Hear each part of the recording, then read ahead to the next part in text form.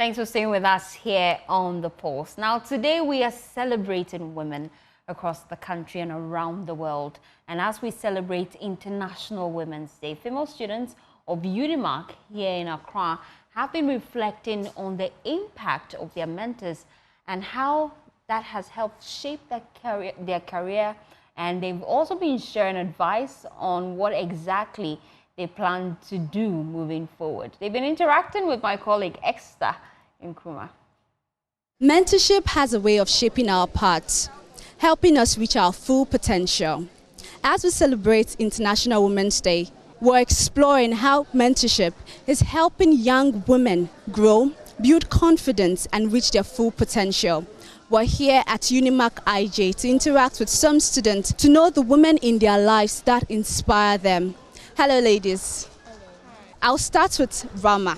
In your journey, I'm sure there are certain women that you look up to, that inspire you to do more. Yes.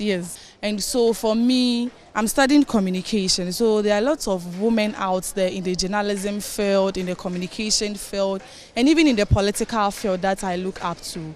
When you come to the political field, there is this woman that she inspires me a lot, Joyce Bawa Mokhtari.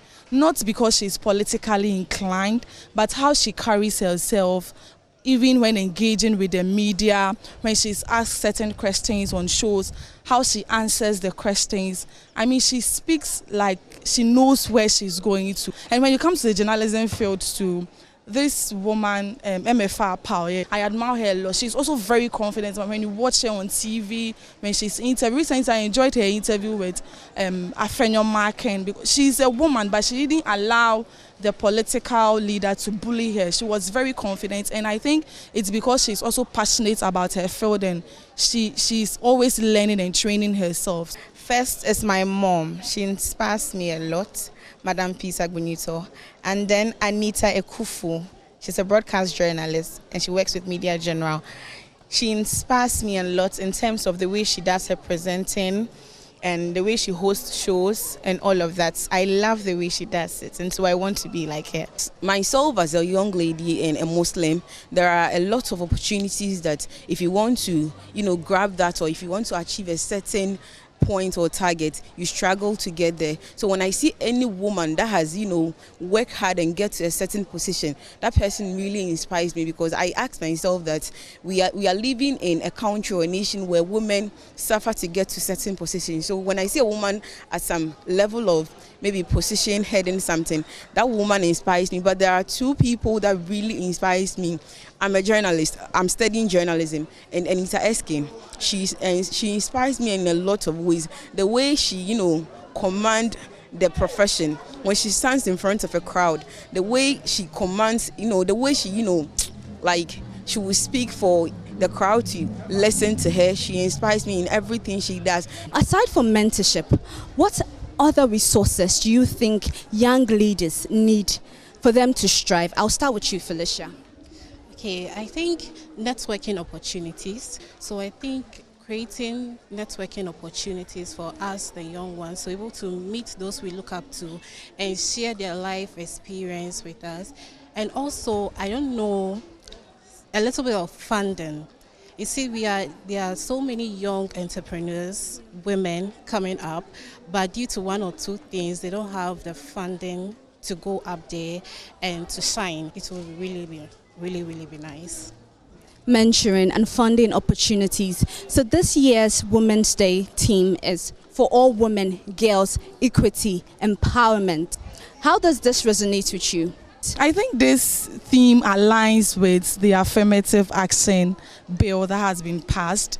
Yes, I think although it's like international theme, in the Ghanaian context, we can resonate with it more, and then we can use it to work. But like they've always said, leadership by example.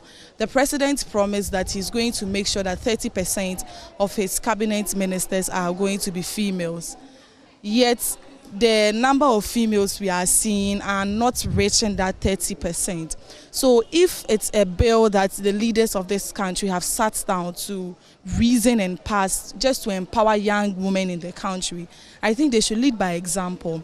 And then aside that too, I think when you come to various institutions, they are doing very well to eliminate this kind of perception that women are very weak, women are vulnerable, and for that reason they don't have any reason to compete with males in some kind of positions that they are looking up to. Looking at inspiration, I think that you have to be your own inspiration first before any other person can inspire you. So if you had an advice to give to your older self, what would you tell her? To my older self, one word that I have come across recently that I really resonate with my older self is sophisticated. I want my older self to be that woman, very aware, very educated and intelligent. So to my older self, if you are listening, please be ready, because I am coming. I want my older self to be the best version of myself.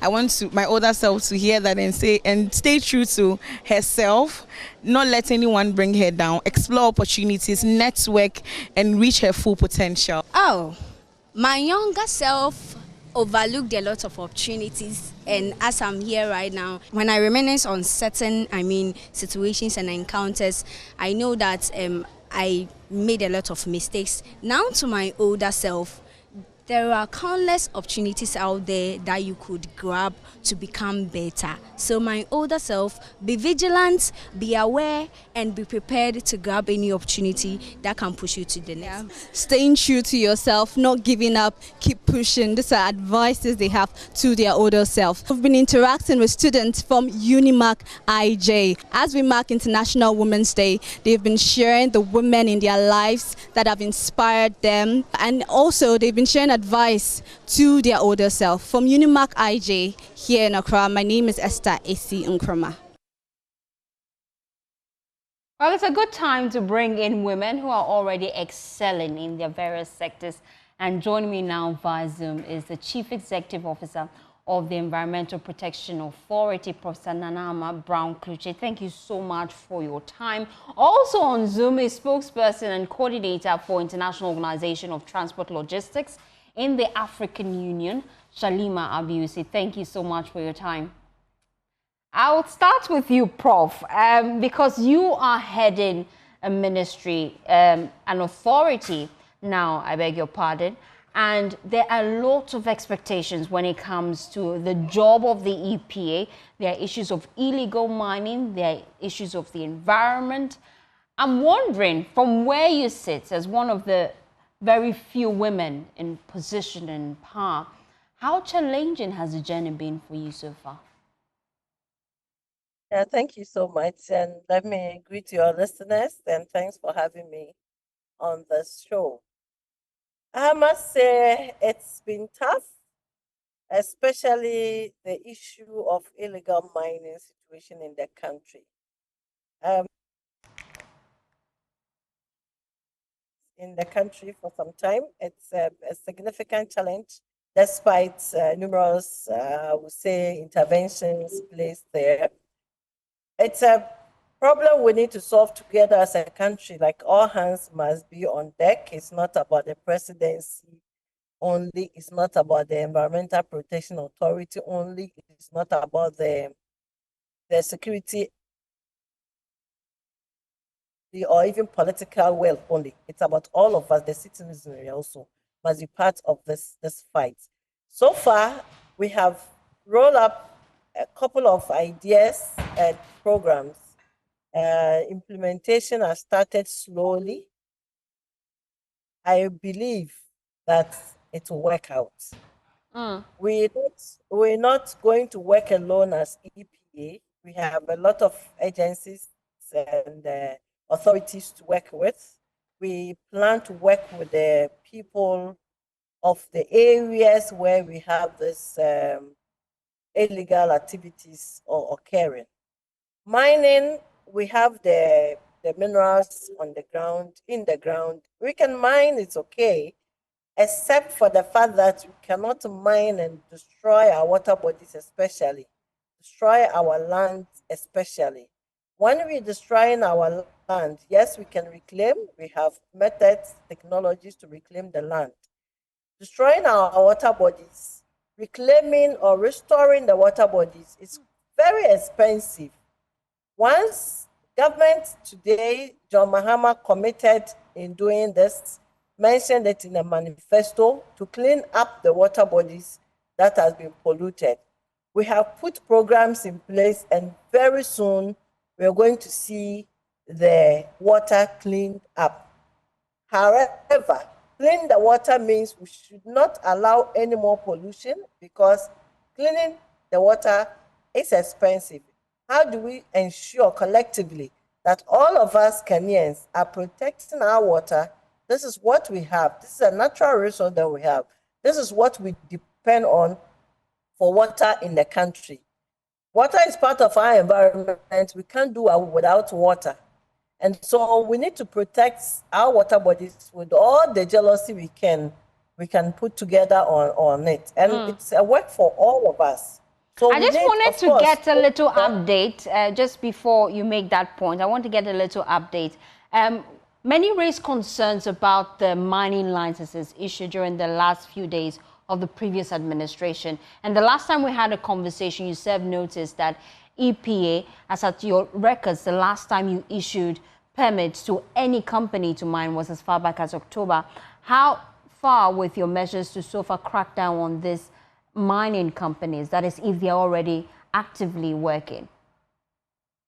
Yes, so very soon we are going to call on these mining companies to review their mining permits and assess their practices. So we will revoke a few licenses. I don't know how many yet, but definitely we have a few illegal activities. We have received reports. We've had a few accidents happening that we need to do investigation. In fact, we started investigation. We need to complete investigation on them and decide what to do with the licenses. But some of them we need to revoke the licenses, especially the mining in the forest reserves. The president has indicated that that is not going to be allowed. And so we're going to revoke some licenses very soon. And you were in China days back. We're just looking at some of the lessons we're learning from China as well, because China is heavily involved in mining. When you went, what were some of the lessons you learned that we would be implementing here in Ghana? Yeah, thank you. So when I went, I intentionally visited a river body in Hanjun and even took pictures and videos from that river and saw that people are even fishing in the river bodies. So it's a lesson to us that we should not allow the Chinese to mislead us Ghanaians to destroy our water bodies, because they have kept their water bodies as clean and unpolluted as they prefer it. But if they are leading Ghanaians in artisanal mining, in mining from our water bodies, destroying our water bodies, polluting our water bodies. So the danger here is not just the turbidity, the color of the water that we see. In the water, heavy metals, in fact, there are also precious metals in the water body. So the heavy metals are not helping with our health at all. And Ghana Water Company find it difficult to clean up these water bodies for our consumption. People feel like not drinking from the tap and drinking from pure water or sachet water or bottled water is good enough to go. The same water we use in cooking, it still gets into our body. The metal don't get cooked out. The metal don't get out of the water when we use it to cook. So virtually, we are doing the same thing. Using the water to cook is as good as drinking it. If it is polluted, we pollute our body. I mean, we get infected. We've had several reports of kidney diseases and other diseases that are related to heavy metal that is present in our food, that is present in our water. And this is not good enough for us as a country. We are heading towards a very dangerous grounds for our health as a country. And you see that these reports, medical reports, are coming out from a certain group or age group of people in the country. We have to immediately tackle, as a matter of urgency, deal with this polluted water situation in the country. So it's not also, again, about just water, but even the land is equally polluted from both large-scale miners and small-scale miners. Legal and illegal mining activities are all getting our land, soil polluted. So we need to clean up our soils. We need to clean up our water bodies. There's a lesson we can learn again from China. Their water is clean, their land is clean. Why should we allow our land to be polluted, led by Chinese with the various technologies they bring into the country? It is our duty as a country to regulate every activity that we undertake on the environment in the country. Okay, you were in Keta. Now I can see you're on the road. You're going to Cape Coast. I'll let you hint us on what exactly is happening and what you are up to. But then before that, how do you find the fine balance as a mother, as a wife, as the CEO of one of the most important authorities, and also a professor, meaning you're in academia as well? How do you find the fine balance? Yes, so I moved from academia, from the University of Ghana to the EPA. At the University of Ghana, I was teaching, obviously, as a professor, and I was also doing my research in climate change and environment. So basically, I'm doing what I used to do in my small corner, but now doing it for the whole country. It's much bigger, and I would say more impactful. So we've done a lot of studies in books, and now I'm doing the implementation. It is exciting and at the same time challenging for me. For those of them at home, I know that because you're always on the go, they barely have time to see you. How do you find that fine balance, ensuring that they get time to see mommy and you are still on the road? Yes, I try to do my evening hours and early morning hours with them. I try as much as possible. A few weekends as well, and then holidays with them. I missed yesterday's holiday because I had to move to Abegaji, Salakope, and Amotiano area because of the coastal erosion, tidal waves. The president moved there yesterday, and as EPA, we had to move with him to do the assessment together. We earlier visited the area in the Volta region to do an assessment of the level of degradation by the sea level rise or coastal erosion, reported same to the president, and we thank the media very much for helping us with the publicity of the needs to intervene in that restoring back their land and providing sea defense for their area. And so the president took heed to this and visited the place yesterday, promised to immediately intervene in the situation. So I had to be with him at these areas, and I miss spending time with my family. But it's all good. They understand we have urgent environmental situations to deal with in the country. But based on your initial assessment, especially with Agaveji, how long will it take to fix the current problem there? I would say we should have fixed it as early as yesterday. We don't have time. The EPA was there about 2 weeks ago. And going back there yesterday, we realized the level of degradation is happening so fast, so quick, that I would say we don't have time at all. So immediately we need to intervene. Luckily, I was there with Ibrahim Mahama. He's an engineer himself. And so we assess what we can do immediately together.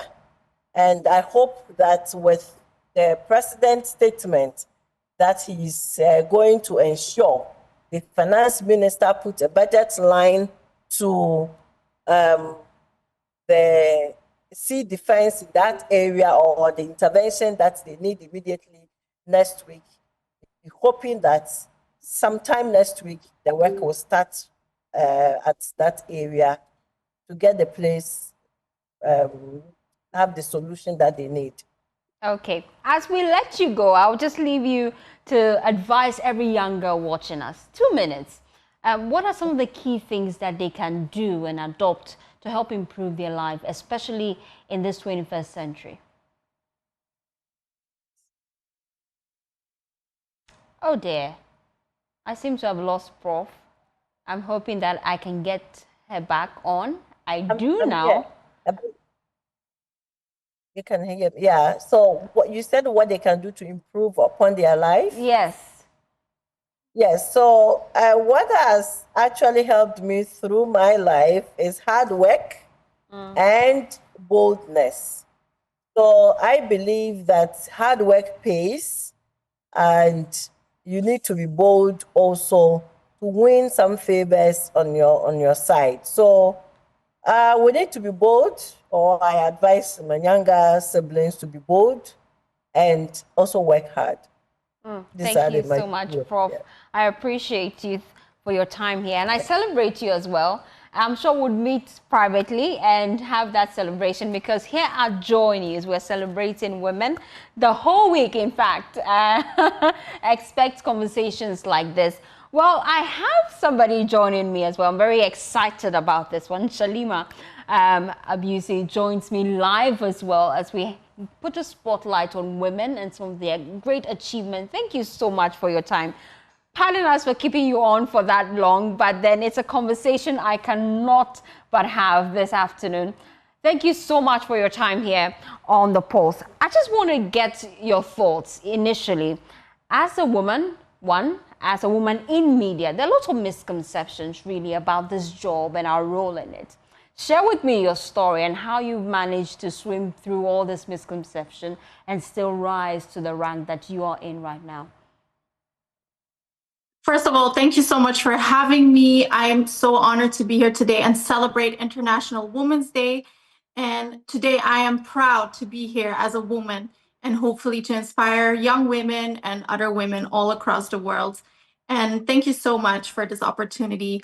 I think there are a lot of misconceptions out there, indeed, especially in the media space, but when we lead by example and we stay true to ourselves, I think that is how we defeat the misconceptions, because we cannot take away that people will always have something to say. There will always be negatives. There will always be people who want to make noise. But if you stay true to yourself and you know what you stand for and you lead by example and you show the world, you let your works and your actions speak, I think that is very important. You have an NGO and you also work with the AU. Highlight some of your key achievements so far and how the journey has been. Well, you know my story, so it hasn't been easy at all. It has been very challenging, but it also made me into the person that I am today, and I wouldn't want to have it any other way, because ever since I've been redirected in life in a very good way. I've launched my NGO, indeed. I have a role now within the ECOSOC African Union body. I was recently invited by His Excellency, the Vice President in Sierra Leone, to speak about governance and how I can support the vision and the mission of His Excellency to support and put Sierra Leone on the map, basically. And something that was very interesting there is that they have the GWE Act. President Bio signed the GWE Act, I think it was last year or 2 years ago, which empowers women in leadership and governance.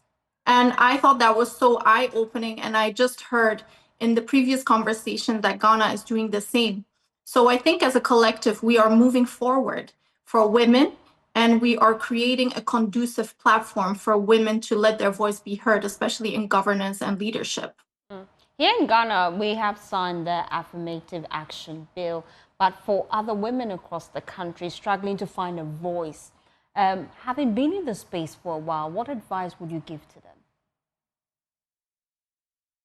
I think it's important to know what you stand for, know your calling, know what you're about, and don't let anything or anyone shake you. Listen to that voice within and find the platform, build that platform yourself to let your voice be heard. And there will always be things that will shake you, but don't let it break you. Anything that you go through, you can use it and you can grow and learn from it to become a better woman.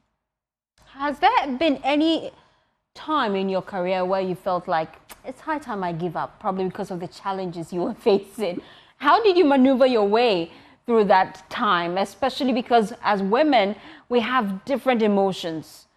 How did you go about it? Absolutely. I think for me, the key is being prayerful and being resilient. I believe that women have a resilience that is unmeasured. When we believe in ourselves, we can accomplish so much. We can move mountains. The woman of one voice can be extremely powerful to create change. And I believe that navigating those challenges, yes, we are emotional beings, but managing and learning how to deal with those emotions is very important. And I think that comes with maturity. As a woman, when you mature and when you learn how to deal with those emotions and to use them to strengthen your vision and your work, because you can channel those emotions into positive things. I think that is very key. And being prayerful, as I said, for me personally, was also what contributed to overcoming the challenges that I've been through. We're seeing commitment from this administration to ensure fair female representation when it comes to appointments. But then around the world and in Africa, to be precise, how best do you feel governments can aid to ensure women get a voice in governance? That's a very good question. And if we're being honest, it is a man's world. We live in a man's world, but we have to learn as women how to navigate it. And I believe that men, particularly in governance and in leadership roles, can contribute to the empowerment of women by creating a conducive environment and giving women a platform. And I'm not saying that women should be given opportunities based on the fact that we are just women and we need X amount of percentage of women in leadership and governance. No, I believe in the merit, and I believe that a lot of women, so many women are capable and have the qualities. So as a collective, I think that we should work together, that we should collaborate, and men play a huge and pivotal role in giving women a platform. Men in business, men in leadership roles, men in governance, they can assure that the environment is safe, is conducive for women, and that the voice of women can be heard. And as a woman, we also have to take responsibility by standing our ground, being strong and courageous, being bold, and letting our voice being heard. Thank you so much, Salima, for your time here on The Pulse. And just before we wrap up that conversation, I would like to extend our heartfelt gratitude to the leadership of the multimedia group, to our leaders here at Joy News for giving us the opportunity to talk about some of the key things that affect us as women and giving us the platform really to be seen, to be heard, to be valued as women. I'd like to extend our gratitude to editor Fred Smith for giving us this mandate, for our channel manager, Kweku Usuprepa, and also the general manager as well, Fifi Kumsin. We appreciate you so much. To all the men, you know, this show is hosted by a man, Elton Robe, and he decided to exit his seat today for me. Thank you so much. We appreciate you because we appreciate you. Our directors, our camera technicians, always cheering us on. We want to say thank you so much. We appreciate you. And my producer, my one and only Carlos Caloni, always cheering us on. Thank you so much for giving women the platform to be seen, to be heard, and to be valued. Now, away from that, 4 environmental protection groups are calling for the replacement of the executive director of the Minerals Commission. They argue that the current leadership has failed to enforce responsible mining practices that protect both society and the environment. As a result, the group insists that President John Dramani Mahama must appoint new leadership to restore public trust in the government's fight against illegal mining. They also highlight that other pressing concerns that require immediate attention has been left unattended. Darabosu joins me right now. He is Deputy National Coordinator of Arocha Ghana, and he joins me just to share his thoughts about this. But before we go to him, watch this.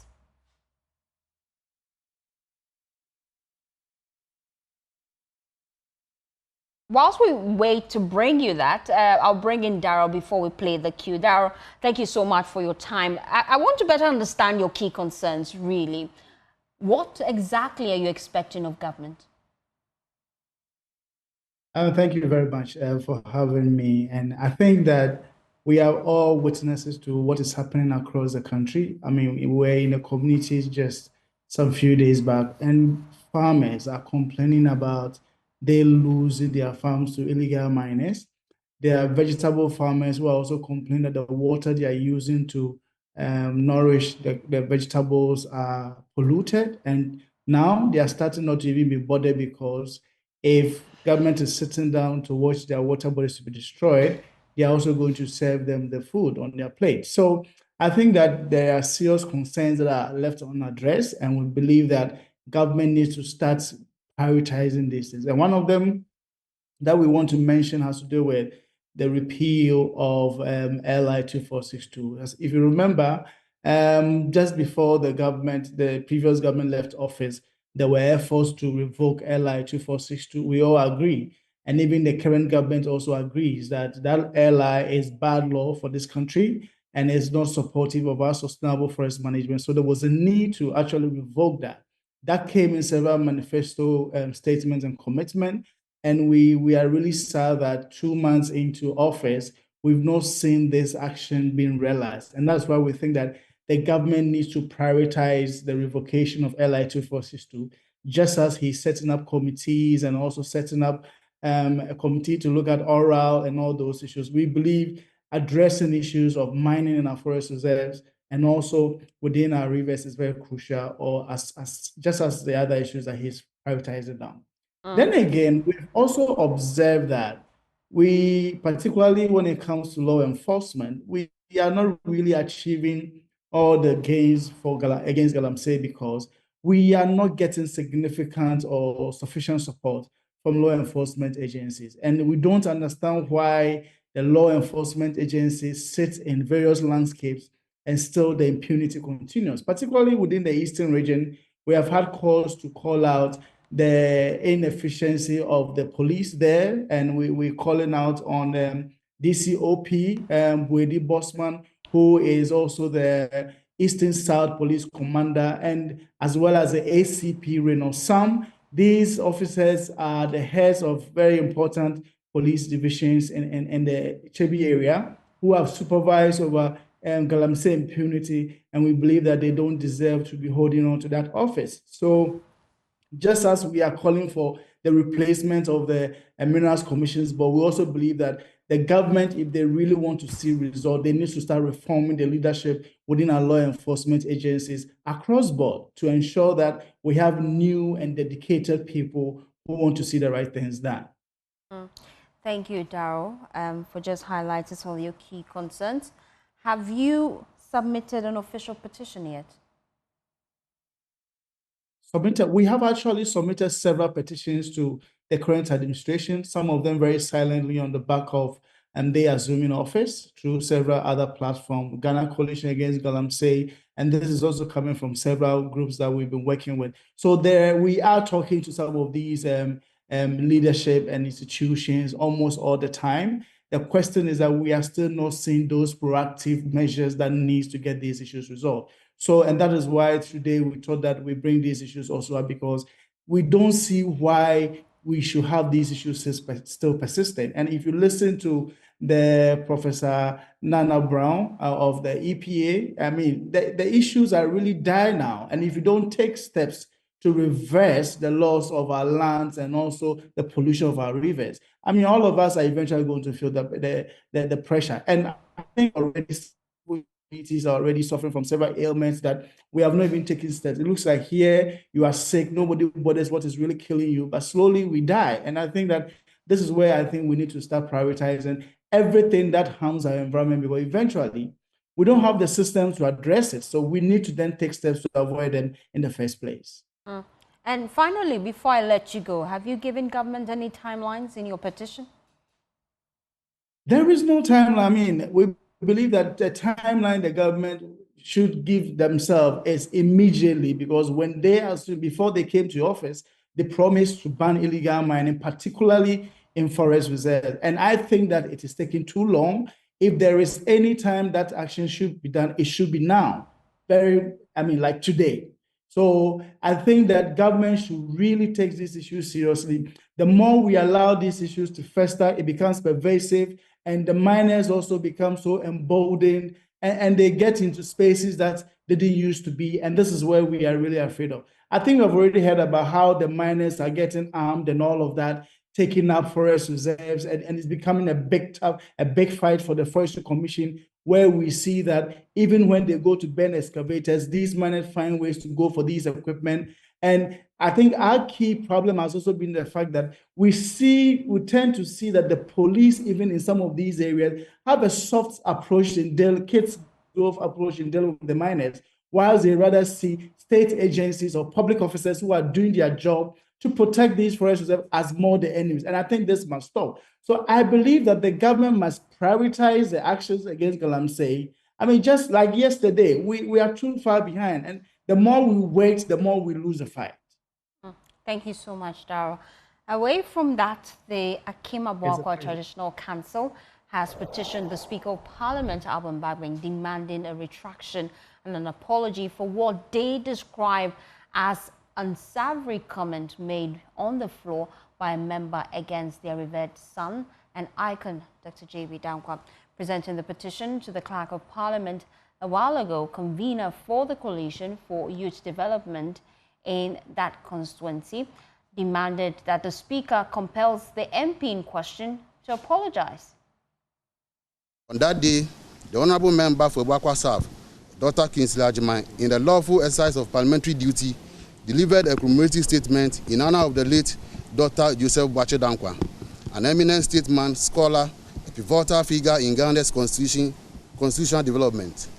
In the course of those proceedings, the Honourable Murtala Muhammad, Member of Parliament for Tamale Central, in contributing to the discussion, made remarks that are now a matter of record, asserting that, quote, "It is important to emphasize the point that he, J.B. Dankwa, into brackets, betrayed his state." Further to this, the Honourable Member reportedly referenced Martin Maridate, the state of Africa, alleging that Dr. Dankwa was an operative of the United States Central Intelligence Agency, to bracket CIA, and received remuneration to act against the interests of Ghana. These statements, unsubstantiated and historically questionable, misrepresent the legacy of Dr. Dankwa and risk perpetuating inaccuracies in the official records of Parliament. While we acknowledge and uphold the right of members of Parliament to free speech and debate within the confines of Article 115 of the 1992 Constitution, such privilege carries with a duty to ensure that parliamentary discourse is grounded in factual accuracy and historical integrity. Moreover, Article 116 of the Constitution provides for inquiry into any statement that, upon prima facie examination, warrants corrective measures in the interest of fairness and accuracy.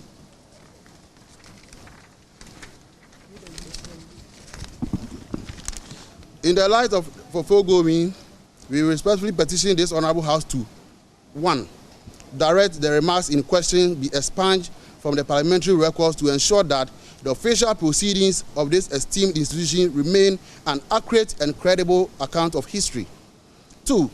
Require the Honourable Murtala Muhammad, MP, to issue a formal and unequivocal apology on the floor of Parliament, retracting his statements and acknowledging this inaccuracy. This course of action is necessary to preserve the dignity of parliamentary discourse, uphold the integrity of historical truth, and reaffirm the responsibility of members of Parliament to engage in fact-based debate. Well, that's Ochimani Yeboah, he spokesperson for the group, now receiving the petition on behalf of the Speaker of Parliament. The Clerk of Parliament, Ebenezer Tete, assured that their concerns will be directed to the Speaker for further actions. The concerns presented will definitely be brought to the attention of the Right Honourable Speaker for his appropriate, response. Okay. We want to assure you that Parliament remains responsive to the needs of the public and concerns of the public. In that regard, in due course, I believe that Right Honorable Speaker may take the appropriate action he deems fit in that regard. Thank you very much for this, exercise.